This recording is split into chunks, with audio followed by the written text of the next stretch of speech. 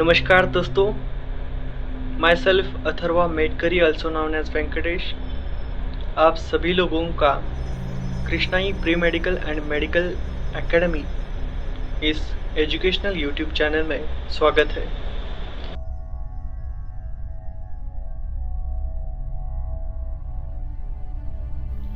You can paint, stretch, walk, run and jump. Similarly, all living organisms exhibit movement, which is one of the characteristic feature. However, movement in plant is different from that in animals. The simplest form of movement is a protoplasmic streaming as seen in unicellular organisms like amoeba. Some organisms show movement of cilia, flagella, and tentacles,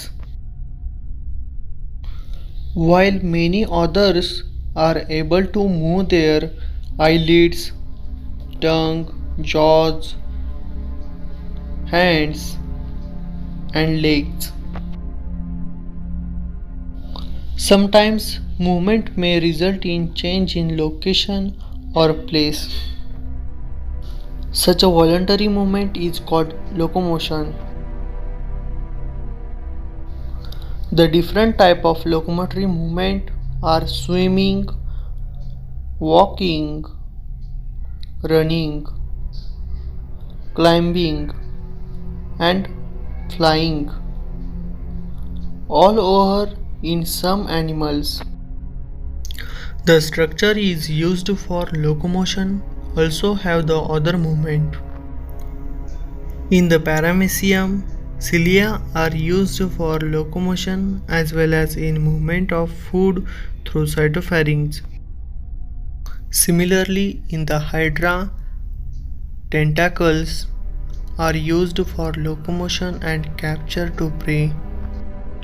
Thus, locomotion and movement by organism are usually studied together.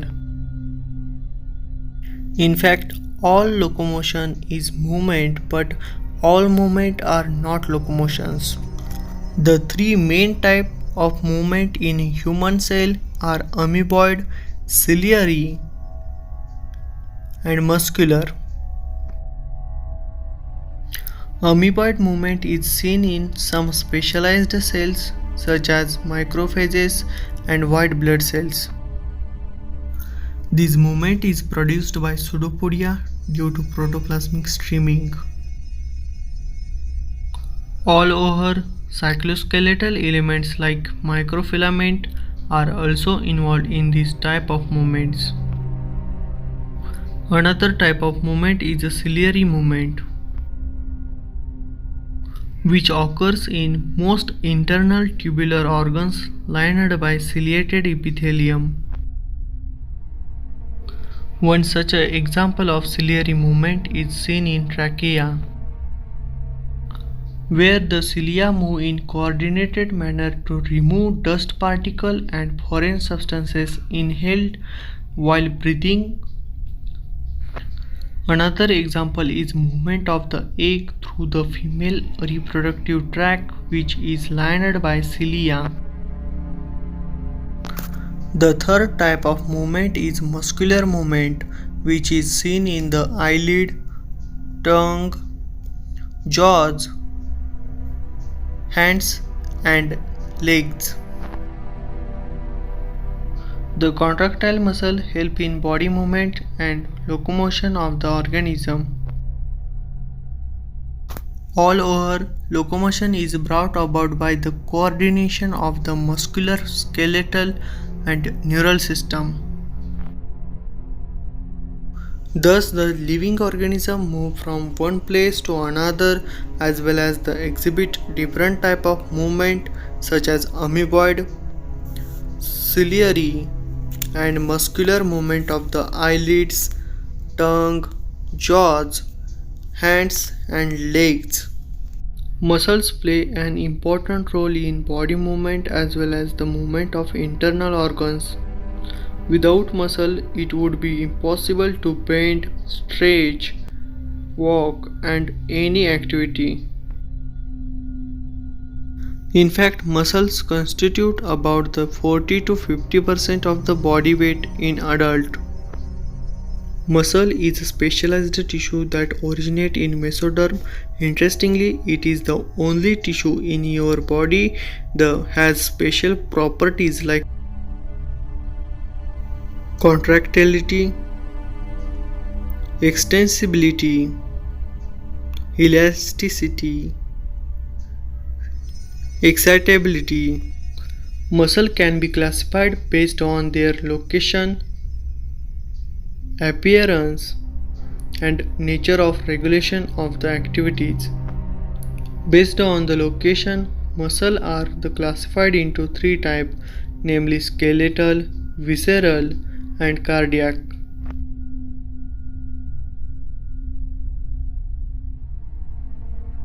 Skeletal muscle tissues are attached to the bones of the bodies by collagen fiber called tendon. These muscles are striated and also referred to as voluntary muscles, as they are under the control of the nervous system. Skeletal muscles help in locomotion and different body posture. Another type of muscle are visceral muscles. They are found in the inner walls of the hollow visceral organs such as the alimentary canal and reproductive tract.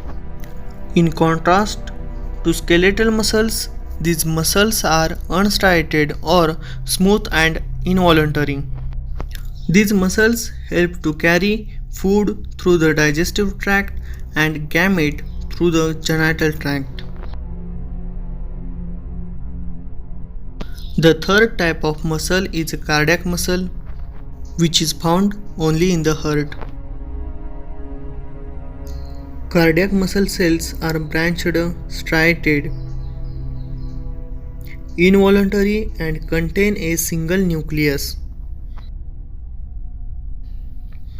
Several cardiac muscle cells assemble in branched manner to form a cardiac muscle. All these three types of muscles have a complex structure. Let's take a look at structure of skeletal muscle. Each skeletal muscle consists of many muscle bundles called fascicles that are held together by a collagen connective tissue layer called fascia. Each muscle bundle consists of many muscle fibers, where each fiber exhibits a syncytium condition, which means the sarcoplasm contains several nuclei. Did you know that the parts of muscle fiber have been given special names? The plasma membrane is called sarcolemma.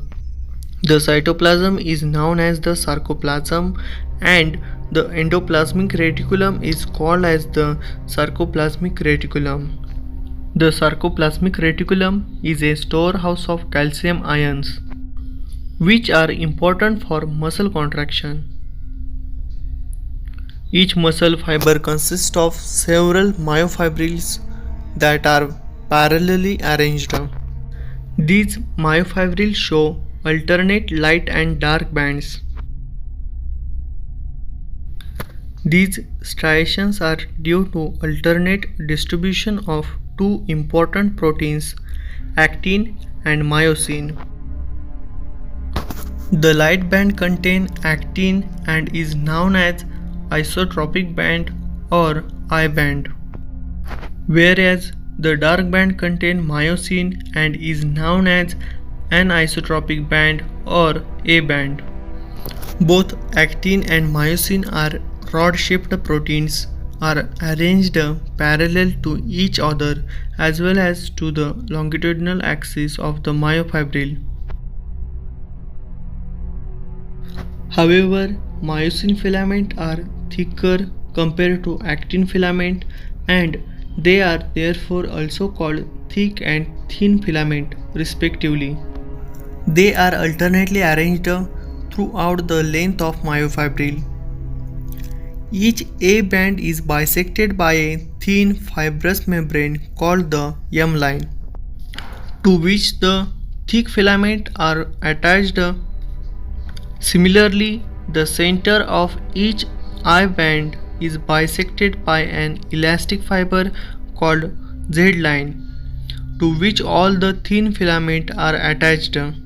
The portion of myofibril that lies between two successive Z lines is called the sarcomere, which forms the functional unit of muscle contraction at rest. The ends of the thin filament partly cover the ends of the thick filaments live in the central part of thick filaments are uncovered, which is called Z-zone. The biochemical study of the two proteins actin and myosin show that both have the complex structure. Each actin or thin filament consists of two F or filamentous actins helically coiled to each other. Each F actin is a polymer of monomeric Z or globular actin. These F actin also have two filaments that run closely throughout their length. These filaments are made up of proteins are called tropomyosin, which pair the another complex protein called troponin at regular interval. In a resting state, a subunit of troponin covers the active binding site for myosin on the actin filament. Similarly, each myosin or thick filament is polymerized protein. It is made up of many monomeric protein called meromyosin. Each meromyosin consists two important parts: a globular head with a short arm and tail. However, the globular head and arm is heavier than the tail and therefore is called heavy meromyosin or HMM, while tail is called light meromyosin or LMM. The HMM component projects at regular distances at an angle from the surface of myosin filament and it is called the cross arm. The head has binding site for an actin and ATP. Additionally, it has an active ATPase enzyme that breaks down the ATP into ADP plus inorganic phosphate, thereby releasing energy. Human body has about 650 muscles in every physical action, whether blinking or running. There is interplay of muscles as well as complex protein. Muscle is a special organ that transforms chemical energy into movements. How do you think our muscle contracts when smile, jump or cycle? The mechanism of muscle contraction is well understood by the sliding filament theory. According to this model, muscle fiber contracts when thin and actin filaments slide over the thick or myosin filaments. To start the muscle contraction, the central nervous system or CNS sends the signal via motor neuron. The motor neurons along with the connected muscle fibers form a motor unit. In fact, the junction between the motor neuron and sarcolemma of muscle fiber is called neuromuscular junction or motor end plate. When a neural signal reaches the motor end plate, it releases the neurotransmitters called acetylcholine. These neurotransmitters generate a action potential in the sarcolemma which spread into the muscle fiber, causing the release of calcium ion in the sarcoplasm.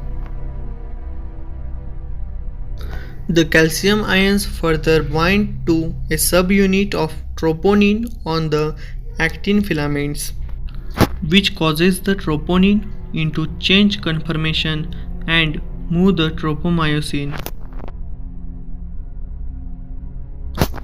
These unmask the active site on actin for myosin to bind to it after consuming energy released by the ATP hydrolysis. Myosin binds to actin to form a cross bridge. These cross bridges are very important for muscle contraction. They pull the attached actin filaments to the center of the A band. All over, the Z line attached to the actins is also pulled inward, shortening the sarcomere, thereby causing a muscle contraction. During the contraction, the I bands are reduced whereas the A bands retain their length. Interestingly, the filaments do not change in length but nearly slide over one another during a contraction. The myosin then releases ADP and inorganic phosphate to go back to which relaxed state, after which a new ATP binds to the myosin head and cross bridge is broken. The myosin head again hydrolyzes ATP and forms a cross bridge. These stages of cross bridge formation, rotation of myosin head and cross bridge breakage are repeated with different or new actin molecule causes further sliding.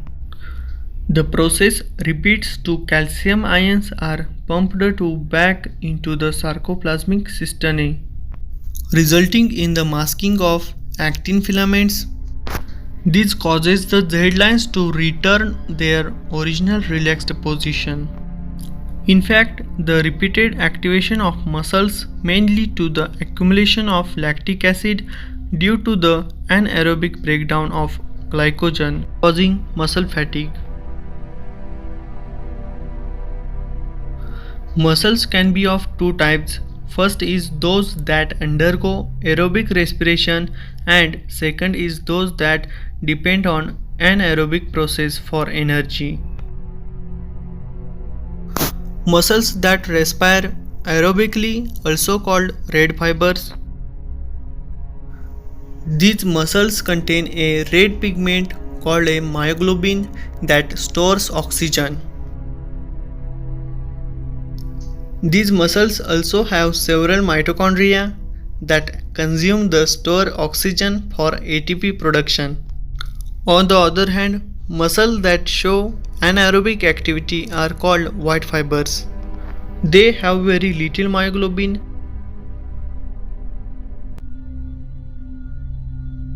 They are high on sarcoplasmic reticulum but possesses few mitochondria. Consequently, they use anaerobic energy processes. All muscles, however, irrespective of showing aerobic and anaerobic activity, contract via the sliding filament mechanism. Have you ever wondered how a boneless body would look? It would be a shapeless bag, making it difficulties to move from one place to another. Our skeletal system is a shape to body and muscular system help in movement. The adult skeletal system consists of 206 bones and few cartilages. Did you know that our newborn baby has around 300 bones, which fuse as a baby grows, resulting in 206 bones in an adult? Both bone and cartilage are specialized connective tissue. However, bone adds hard non-pliable matrix due to presence of rich calcium salt, while cartilage has pliable matrix due to chondroitin salts. The skeleton system has two main divisions, the axial and appendicular skeleton. The axial skeleton include the basic central framework of body, while the appendicular skeleton include bones of the limbs and their supporting girdles. The axial skeleton consists of 80 bones, which include the skull, vertebral column, ribs, and sternum. The skull has two sets of bone, cranial and facial. The 8 cranial bones fuse to form a cranium or brain box, while the 14 facial bones form the face. The skull also includes U-shaped hyoid bone and 2 ear ossicles, one on either side. Each ear ossicle consists of 3 tiny bones, malleus, incus, and stapes. The skull also has large hole called the foramen magnum, through which the spinal cord after the emerging brain continues into the vertebral column. The skull articulates with the vertebral column with the help of 2 occipital condyles. The vertebral column is 3 main functions. It protects the spinal cord, support the head, and serve as the point of attachment for the ribs. It consists of 26 differently shaped bones called vertebrae. Each has a central hollow portion called the neural canal through which the spinal cord passes. The vertebrae are divided into 5 groups according to region they occupied. The neck region has 7 cervical vertebrae followed by 12 thoracic, 5 lumbar, 1 sacral and 1 coccygeal. In adults, the sacral and coccygeal vertebrae unite to form sacrum and coccyx respectively. In fact, the first 2 cervical vertebrae called the atlas and axis. The rotating movement of head. There are 12 pair of ribs where each rib is flat bone attached dorsally to the thoracic vertebrae. The first 7 pair of ribs are called true ribs as they are attached dorsally to the thoracic vertebrae and ventrally to the sternum by means of hyaline cartilage. In 8th, 9th and 10th pair of ribs are called false ribs or vertebral chondral ribs. These ribs are not attached directly to the sternum, but they join the 7th rib with the help of hyaline cartilage. The last 2 pairs are called floating ribs as they are not attached to sternum. The ribs along with the thoracic vertebrae and sternum form the rib cage, which protect vital organs like heart and lungs.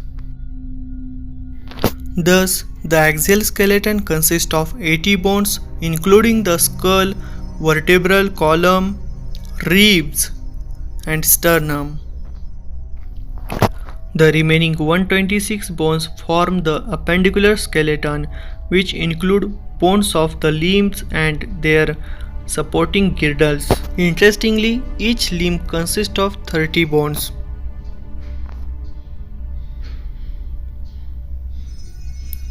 The bones of forelimb or hands include the humerus, radius and ulna, 8 carpal or wrist bones, 5 metacarpals or palm bones and 14 phalanges.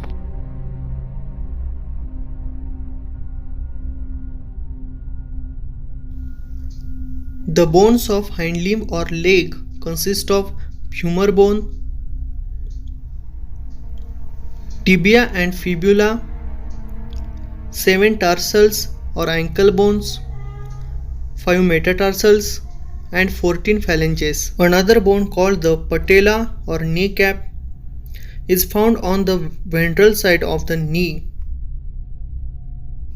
The remaining 6 bones form a girdle bone which articulate with the limb bone to the axial skeleton. There are 2 girdles, the pectoral or shoulder girdle and pelvic or hip girdle. Each half of the pectoral girdle consists of flat, large, triangular scapula and curved, slender clavicle or collarbone. The scapula situated between the second and seventh ribs on the dorsal side of the thorax. It has a slightly elevated ridge called the spine, which projects as a flat expanded process called the acromion. Below the acromion is a cup-shaped cavity called the glenoid cavity, into which fixes head of humerus to form the shoulder joint. In addition, the acromion articulates with one end of clavicle to form the acromioclavicular joint, while the other end connects to the upper part of the sternum. The pectoral girdle plays an important role in the movement of arms.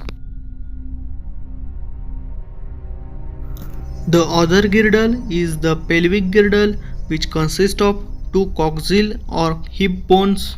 Each coxal bone consists of three bones, the ilium, ischium, and pubis. These bones fuse to form a cavity called the acetabulum, into which fix the head of femur or thigh bone. The two valves of hip bones connect dorsally to the sacrum, while these bones meet ventrally with help of fibrous cartilage to form the pubic symphysis. The pelvic girdle not support only the limb bone but also protect the abdominal organs like the reproductive organ and urinary tract. In fact, the female pelvis is wider than the male pelvis to facilitate childbirth. The bones of our body articulate in a way that provide framework to our body, protect our internal organs, and help in body movement. The point at which two bones or bone and cartilage make contact is called joint. These joints play an important role in the movement of the bony part of our body as well as in locomotion. However, their movability depends on various factors such as force exerted by the muscles, weight, and act of fulcrum. Whether joint act as fulcrum, depending how bones are connected to each other, joints are classified into three major types: fibrous, cartilaginous, and synovial. Fibrous joints do not allow any movements and also referred to as immovable joints.